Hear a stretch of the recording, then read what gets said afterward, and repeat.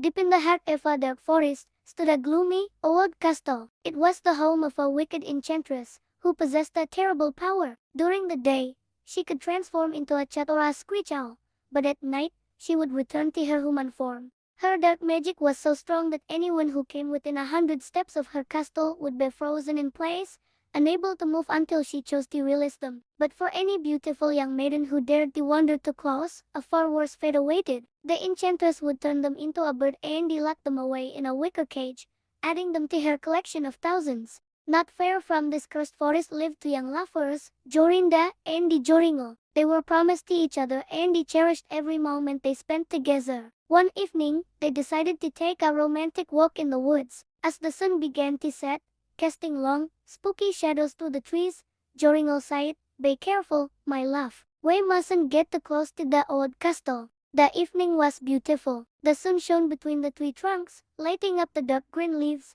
Andy the turtle dove sang its mournful song from the old birch trees. But soon, a feeling of dread washed over them. Jorinda began to cry.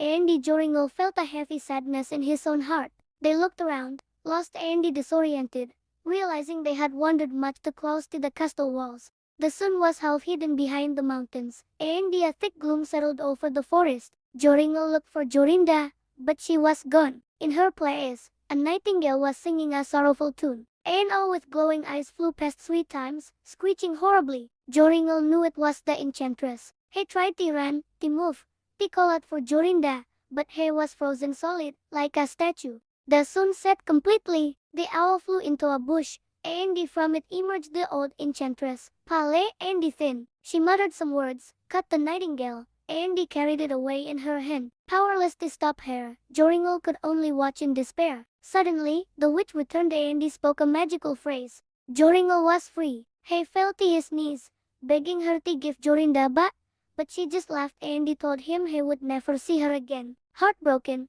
he wandered away from the forest and eventually found his way to a distant village. Sir, he worked as a shepherd, his heart heavy with grief. He often returned to the forest, circling the cursed castle as closely as he dared, but he never heard the nightingale's song. One night, he had a vivid dream. He dreamt of a blood-red flower, and in its center was a beautiful, large pearl. The dream told him that this flower had the power to break any evil spell. He knew what he had to do. He woke up and began his search. For 8 long days, he trekked through hills and valleys, searching for the magical flower. On the morning of the 9th day, he found it. The blood-red flower was just as he had seen in his dream, with a large dewdrop, like a pearl, glistening in its center. With the flower in his hand, he journeyed back to the castle. This time, as he approached, he did not freeze. He walked right up to the castle gate. Filled with courage, he touched the gate with the flower, and it sprang open. He walked through the courtyard and listened for the sound of birds. He followed the chirping to a great hall,